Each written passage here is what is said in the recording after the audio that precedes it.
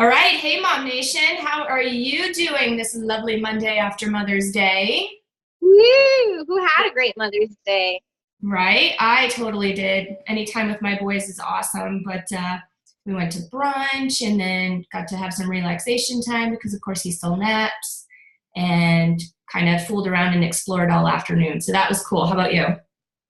My allergies were so bad that I had to take a Benadryl, and that knocked me out. So I was in bed all day, So which you I got a guess nap. is forceful rest. I don't know.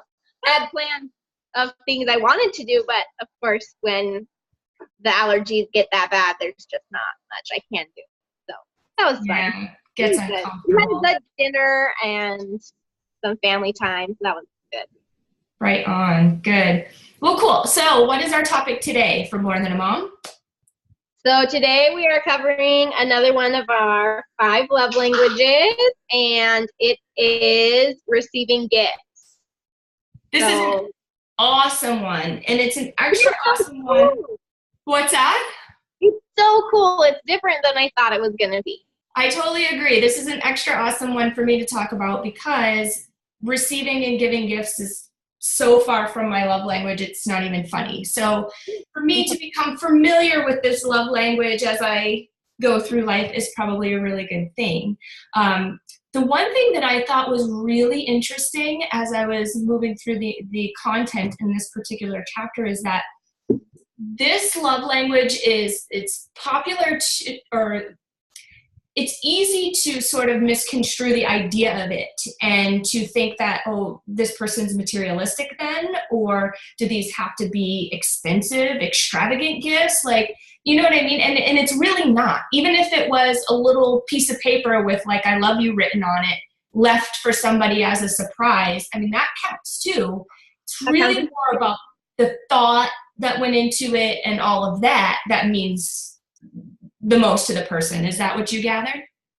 Yeah, that is. I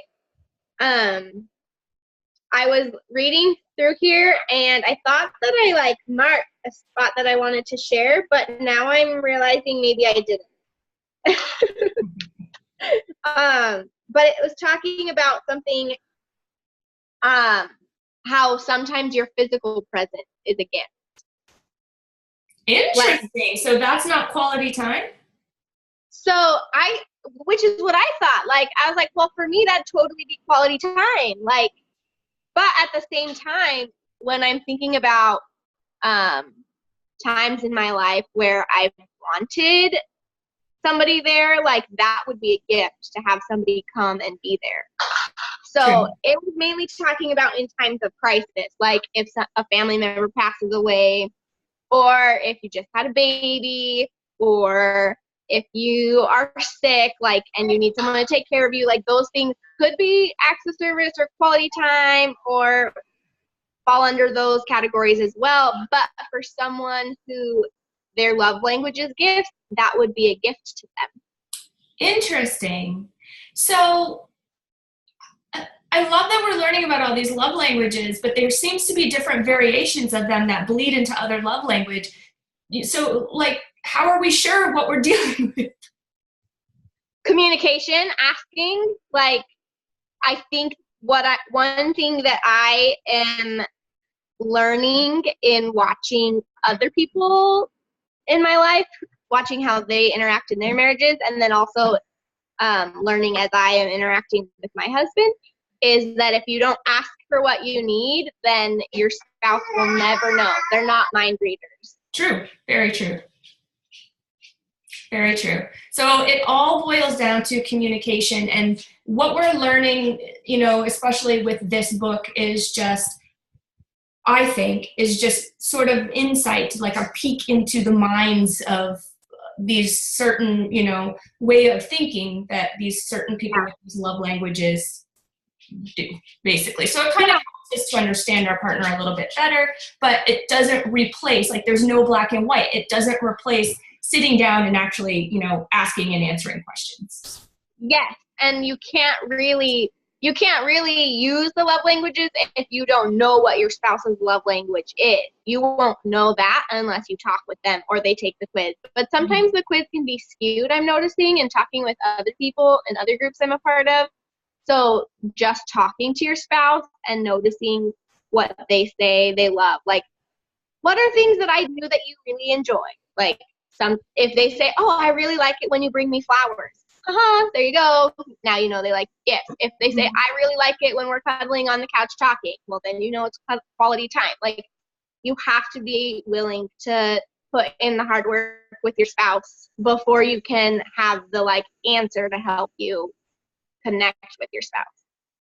Yeah, I feel you. So there is just no black and white formula to follow.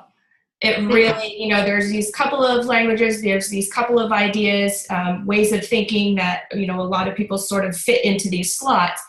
But really, at the end of the day, everybody's different no matter what. So communicate. Now, something funny happened earlier today. It's kind of funny that we're giving gifts. So my daughter was playing outside, and she comes and she knocks on the door and has me open the door and let her inside. And she brings me a pile of rocks.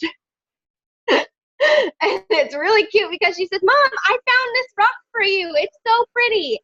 And that was her giving me a gift and showing love. Like, I know her love language is gifts because of other things that have happened. Right. But it's really nice to be able to recognize, oh, she's not just bringing me a pile of rocks because she's silly. Like, she really does. Like, that is her physical appearance of love.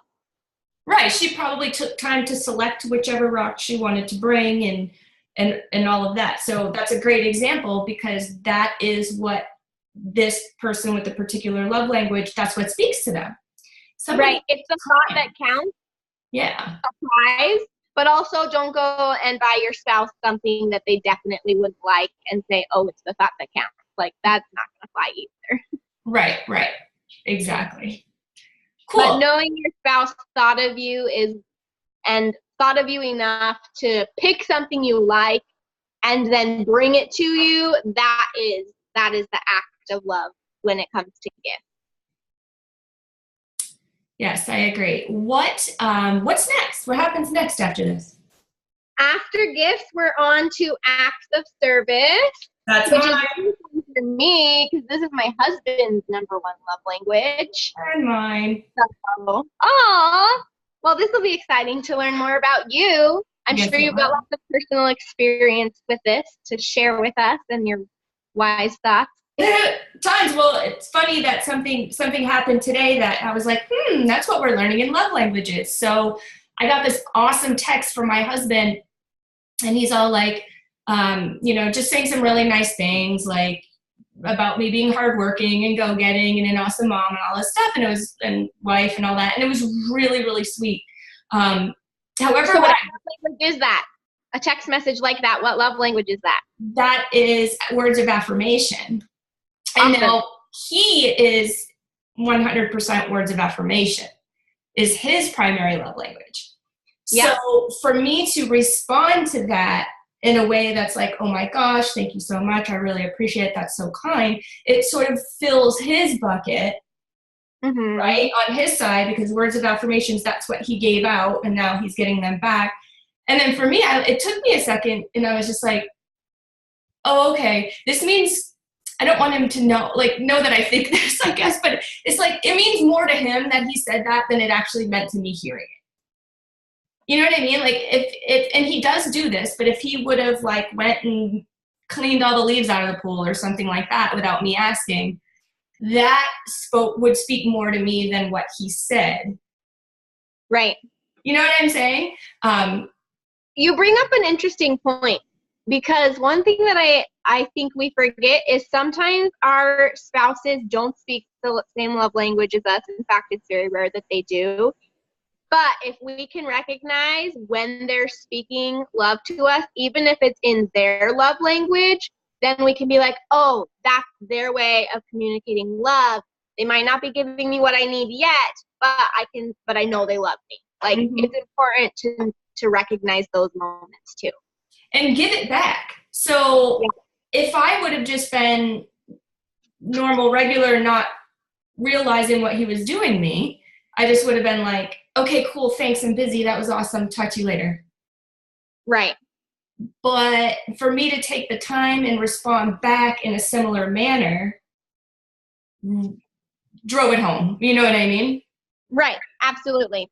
I'm taking you to show you what my daughter's doing while we're on the phone. Well, hi, sweetie. What are you doing? While we're videoing, she is unloading my bookcase and ripping pages out of the books. Oh, she wants to get in on it too. Where's your book, huh, baby? She does. Come here. Come sit with me. Oh, super cute. All right, so I think we're ready to wrap this up. What do you think? I think so too. Awesome. Well, do you want to announce what we have coming up next week? Yes, I'm so excited for this. So a lot of you guys may have seen that Katie made a post last week with a survey of sorts for you guys to submit questions and things that you need advice on. And next week, we are launching a podcast to help give you that advice that you need. So we're really excited. This will be the first of many to come, and it's just more resources to help you mamas keep being awesome. Exactly. And I want to stress, it's anonymous, anonymous, anonymous, anonymous. There's not going to be any names shared. We don't ask for your name, nothing. So we probably won't even know half the time who is submitting them. Yeah, I mean, I was reading through a few already, and I'm like, yeah, I have no clue who this is, but I'm really excited to help them. So. I think that's perfect, and it just helps everyone remain anonymous, and I think that's definitely an important part of all of this. So I wanted to make sure that was known. One thing that I want to add is if you are someone that like specializes in a certain area, let us know, because if we have questions that come up that apply to your specialty, then we can call on you for expert advice. Yeah, in fact, I prefer that. I would love to have a lot of guest speakers on the podcast. I think that'd be cool. Yeah, that'd be way fun. She's so cute. All right, ladies. Well, you enjoy your afternoon. It was nice to see you. Yay! Bye. Bye.